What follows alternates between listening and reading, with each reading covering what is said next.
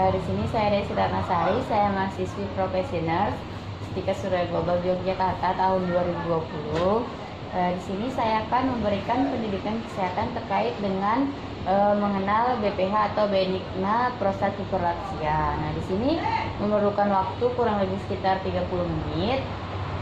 Nanti pada saat penyampaian materi nanti akan ada dua sesi. Sesi pertama itu saya akan memberikan materi terkait dengan BPH itu sendiri. Terus nanti ada sesi untuk tanya jawabnya apabila ada pertanyaan yang apabila ada yang masih kurang jelas terkait BPH itu sendiri. Sebelumnya ada yang ditanyakan? Tidak? Tidak. Kalau tidak ada, sebelum kita mulai, kita sama-sama melafazkan basmalah bersama-sama. Bismillahirrahmanirrahim. Nah, di sini ada definisi atau pengertian dari BPH atau benigna prostat hiperplazia. Nah, BPH itu sendiri adalah tumor jinak pada prostat akibat dari sel prostat yang terus-menerus mengalami pertumbuhan secara mikroskopik atau secara tidak kasat mata. Perubahan prostat bisa dilihat sejak seseorang itu berusia 35 tahun. Nah, pada usia 60 sampai 69 tahun itu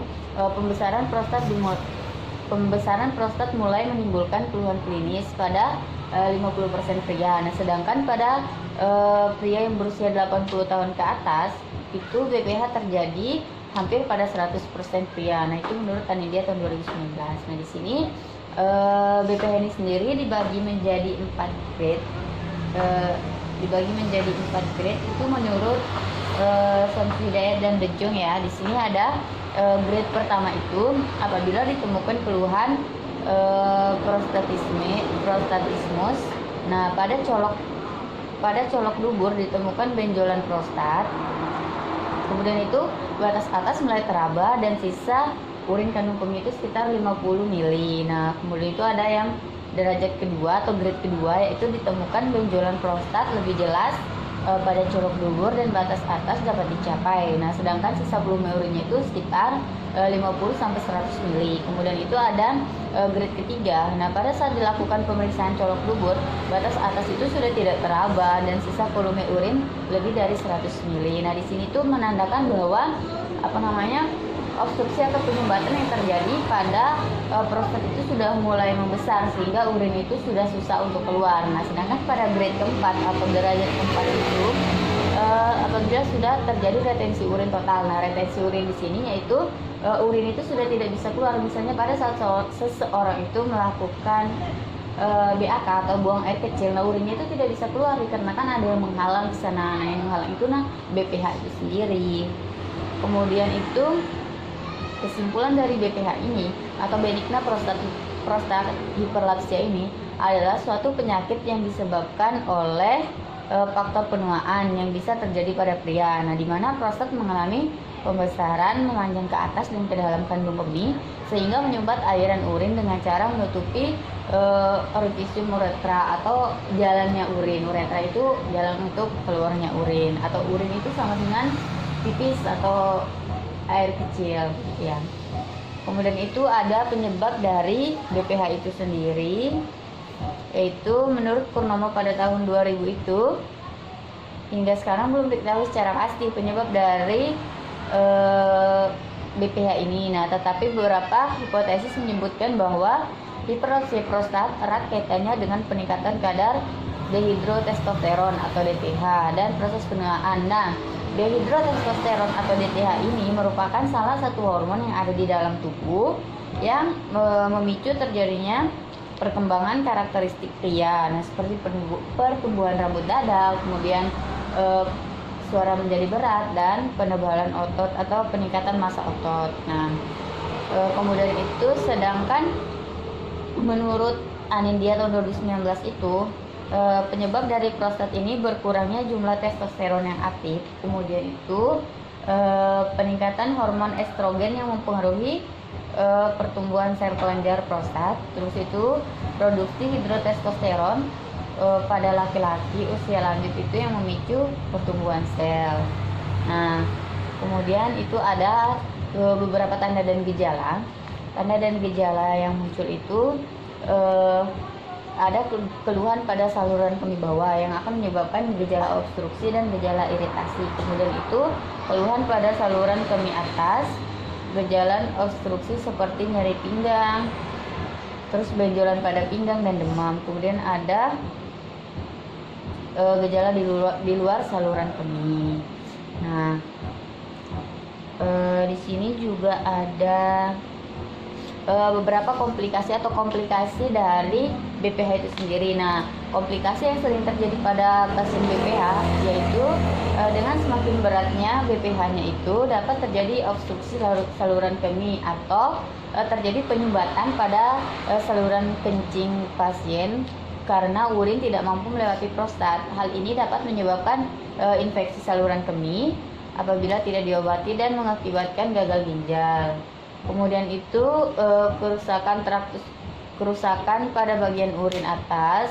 Kemudian itu yang mengakibatkan penderita harus mengejan dan pada saat buang air kecil yang menyebabkan peningkatan tekanan intraabdominal. Tekanan intraabdominal itu tekanan pada perut. Nah, kemudian itu ada pemeriksaan yang bisa dilakukan untuk mengetahui atau mendeteksi dari prostat itu sendiri. Yang pertama itu pemeriksaan urinalisa, analisis urin dan mikroskopik urin. Nah, penting untuk melihat adanya sel leukosit, sedimen dan eritrosit, bakteri dan infeksi. Nah, bila terdapat hematologi harus memperhitungkan adanya etiologi lain. Nah, pemeriksaan urinalisasi ini adalah pemeriksaan yang dilakukan di laboratorium dengan cara nanti mengambil sampel urin pasien tersebut untuk diperiksa lebih lanjut. Nah, apakah terjadi BPH atau tidak, seperti itu. Kemudian itu ada pemeriksaan darah lengkap yang dimana itu perdarahan merupakan komplikasi utama secara pasca operatif dan maka semua efek pembekuan harus diatasi. Nah, komplikasi jantung dan pernapasan biasanya disertai penderita BPH yang usianya sudah tinggi, maka fungsi jantung dan pernapasan harus dikaji. Nah, pemeriksaan darah lengkap ini sangat penting bagi pasien-pasien yang usia lanjut yang mengalami BPH itu sendiri, dikarenakan nanti BPH ini akan memicu atau pasien dengan BPH terus disertai dengan penyakit lain akan bisa memperparah dari kondisi pasien tersebut. Kemudian itu pemeriksaan radiologi. Nah, pemeriksaan radiologi ini bisa dilakukan seperti foto bagian perut atau foto polos abdomen, kemudian itu USG dan sitoskopi. Nah, terus di sini ada penata laksanaannya. Dari penata laksanaan itu ada penata laksanaan pada pasien yang grade 1 tadi itu pada stadium ini biasanya belum membutuhkan tindakan pembedahan. Kemudian itu cukup memberikan pengobatan, misalnya pengobatan untuk memperlancar dari keluaran urin tersebut. Kemudian itu pada stadium kedua ini merupakan indikasi untuk melakukan pembedahan. Biasanya dianjurkan reseksi endoskopi melalui uretra. Nah, nanti akan dimasukin alat melalui uretranya itu untuk membuka saluran agar kencingnya bisa keluar, seperti itu. Kemudian pada stadium ketiga juga dilakukan pembedahan. Stadium keempat, pada stadium keempat ini yang harus dilakukan adalah membebaskan penderita dari retensi urin total dengan memasang kateter. Nah, di sini pada pasien yang mengalami BPH pada stadium keempat itu harus dipasangkan kateter, karena kateter itu alat yang dimasukkan ke dalam alat kelamin laki-laki untuk membantu keluaran dari urin tersebut.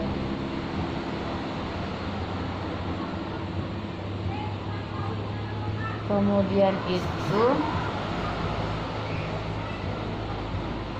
mungkin itu saja materi BPH ini. Sebelumnya kita akan ini di sini mau bertanya dulu atau mau menonton video terlebih dahulu?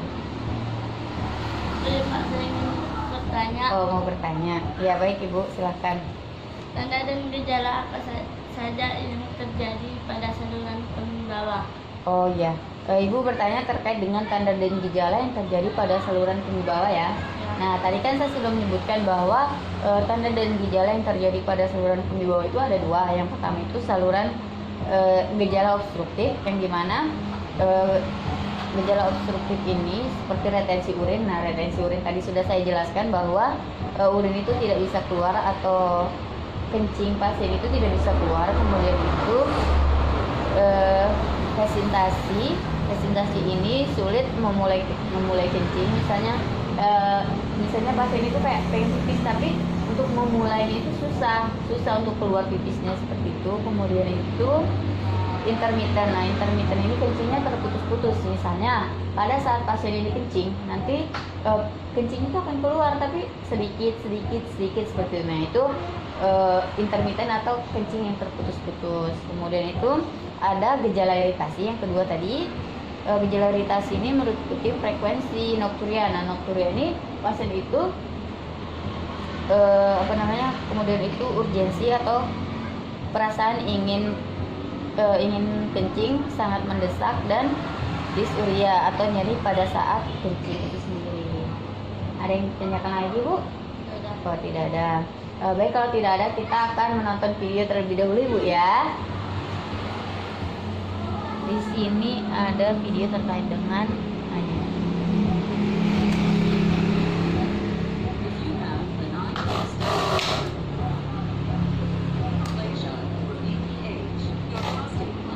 Nah, di sini prostatnya, terus di sini saluran.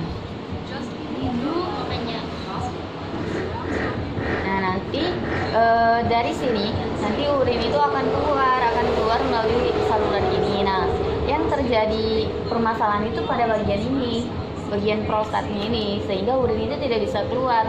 Apabila urin ini obstruktif, misalnya ada tertutup atau terhalang di sini, otomatis pipis pasien itu tidak akan bisa jalan ke sini. Makanya tadi ini disebut dengan obstruktif.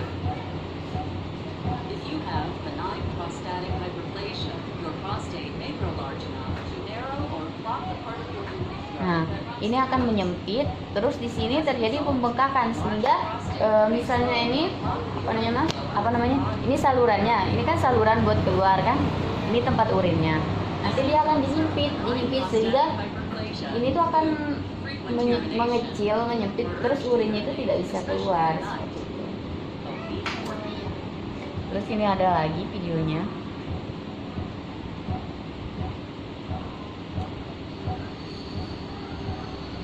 Ini yang versi Indonesia.